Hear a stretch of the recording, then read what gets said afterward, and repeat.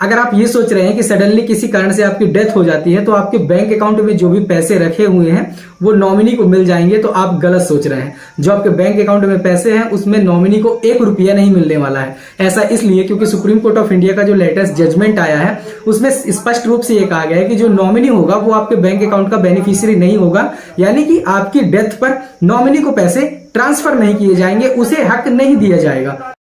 जब भी हम कोई बैंक अकाउंट ओपन कराते हैं, जब भी हम कोई इंश्योरेंस लेते हैं, जब भी हम कोई डीमैट अकाउंट ओपन कराते हैं, कोई पॉलिसी लेते हैं, तो हमको वहां पर एक ऑप्शन मिलता है, एक ऑप्शन हमसे वहां पर फिल कराया जाता है, नॉमिनी ऑप्शन। और आमतौर पर हमें यही लगता है कि अगर सडनली हमें कुछ हो गया इन फ्यूचर तो जो हमारा अमाउंट है, जो हमारा पैसा है, वो नॉमिनी को ट्रांसफर कर दिया जाएगा, यानी कि नॉमिनी को मिल जाएगा। But this is not true, ये पूरी तरह से सही नहीं है।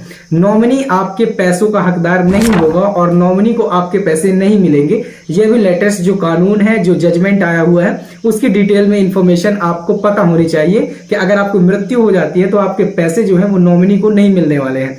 हेलो एंड वेलकम दोस्तों, मैं हूं चंद्रभान चक्रवर्ती और आज की इस वीडियो पे क्या नॉमिनी आपके बैंक अकाउंट का बेनिफिशियरी होता है या पैसे उसे मिलेंगे नहीं मिलेंगे, इस पर जो नया जजमेंट आया है उसकी कंप्लीट इन्फॉर्मेशन आपको पता होना जरूरी है ताकि आपका पैसा मारा ना जाए। तो इस वीडियो पे इसकी कंप्लीट इन्फॉर्मेशन जानेंगे। तो चलिए शुरू करते हैं। सुप्रीम कोर्ट ने एक जजमेंट दिया ऐसे नॉमिनी वाले ही केस में, जहां पर केस का टाइटल था शर्बती देवी वर्सेस उषा देवी। केस की बैकग्राउंड की थोड़ा सा अगर बात करें तो ऐसा था कि एक अकाउंट होल्डर जो होता है वो शर्बती देवी को नॉमिनी अपॉइंट करता है, इसके बाद उसकी डेथ हो जाती है और शर्बती देवी ये पूरा पैसा निकाल लेती है। लेकिन जब उषा देवी और उनकी जो लड़की होती है वो इस बात के लिए कोर्ट में पिटीशन फाइल करती है कि भाई हम इसके लीगल उत्तराधिकारी हैं फर्स्ट क्लास के, हमें इस पर हक दिया जाए, हम इसके हकदार हैं। इसके बाद हाई कोर्ट में मामला जाता है, फाइनली मामला जो जाता है सुप्रीम कोर्ट में जाता है। सुप्रीम कोर्ट ने सीधे सीधे कहा कि जो नॉमिनी होता है वो सिर्फ और सिर्फ आपके बैंक अकाउंट का एक केयर टेकर होता है, एक मैनेजर होता है, ना कि बेनिफिशियरी होता है। यहां पर बेनिफिशियरी को और केयर टेकर को समझना इंपॉर्टेंट है। केयर टेकर या मैनेजर वो आदमी होता है जो कि आपके अकाउंट का या ये आपके पैसों का रख रखाव करने वाला होता है, और बेनिफिशियरी वो होता है जो रियल में आपके पैसे का आपकी मृत्यु के बाद ऑनर होता है या हकदार होता है, या फिर आप कह सकते हैं कि लीगल हेयर होता है। जैसे कि सपोज करिए कि अगर आपने किसी आदमी को नॉमिनी अपॉइंट कर दिया तो इसका मतलब ये नहीं होगा कि वो आपकी मृत्यु के बाद उसे पैसे मिलेंगे, बल्कि जो आपके सही में लीगल उत्तराधिकारी होंगे, जो बेनिफिशियरी होंगे, जब वो उस चीज का दावा करेंगे तो नॉमिनी जो होगा वो इस बात के लिए बाध्य होगा कि वो पैसा जो है जिस पर वो नॉमिनी है, जिस अकाउंट पर भी, वो उन्हें ट्रांसफर कर दे। सिर्फ इतने काम के लिए नॉमिनी को अपॉइंट किया जाता है। अब यहां पर बेनिफिशियरी और नॉमिनी में डिफरेंस स्पष्ट हो गया कि जो बेनिफिशियरी होता है वो एक्चुअल में आपकी मृत्यु के बाद आपके पैसों का, आपके अकाउंट का हकदार होता है, ना कि नॉमिनी होता है। अब यहां पर कुछ लोग ये कहते हैं कि ये जो नियम है, ये जो रूल है, ये जो जजमेंट है, ये गलत है। लेकिन मैं कहता हूं कि ये जजमेंट, ये रूल, ये नियम गलत नहीं है।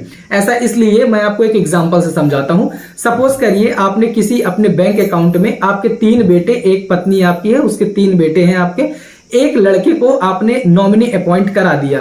अब भगवान ना करे अकस्मात आपकी डेथ हो गई, आपका जो भी बैंक बैलेंस है, अगर यहां पर ऐसा रूल नहीं है, नॉमिनी को ही बेनिफिशियरी अगर ट्रीट किया जा रहा है, अगर वो आदमी ये कह रहा है, आपका एक लड़का, कि ये सिर्फ और सिर्फ बैंक अकाउंट में मेरा अधिकार है, इसके पैसों में मेरा अधिकार है, मैं अब किसी को नहीं दूंगा, तो फिर बाकी के जो आपके 3 पुत्र हैं, जो पत्नी है, उनका भी तो अधिकार है ना, तो वो फिर कहां जाएंगे?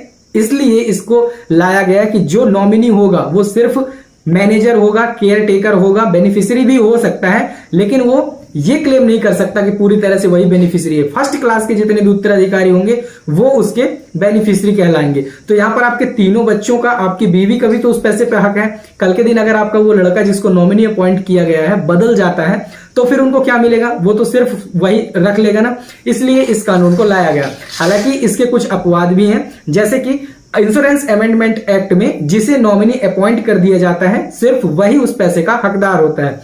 दूसरा, अगर आपके पास कोई प्रॉपर्टी है या फिर आपका कोई बैंक बैलेंस है और आप मरने से पहले एक वसीयत रजिस्टर्ड विल बना देते हैं, तो फिर उस विल के बेस पर जिसके नाम पर विल बनाते हैं वो उसका बेनिफिशियरी हो जाता है, वो उसका उत्तराधिकारी हो जाता है। इन दोनों अपवादों को छोड़कर कहीं भी अगर आप नॉमिनी रजिस्टर कराते हैं तो नॉमिनी सिर्फ और सिर्फ केयर टेकर या फिर मैनेजर होता है, ना कि बेनिफिशियरी होता है। बेनिफिशियरी आपके फर्स्ट क्लास के उत्तराधिकारी कहलाते हैं। आई होप आपको ये छोटा सा वीडियो पसंद आया होगा। अगर आपको वीडियो पसंद आया हो तो लाइक कर दें, दोस्तों के साथ शेयर कर दें, चैनल पर नया सब्सक्राइब करें। मिलेंगे नेक्स्ट वीडियो में, तब तक के लिए जय हिंद।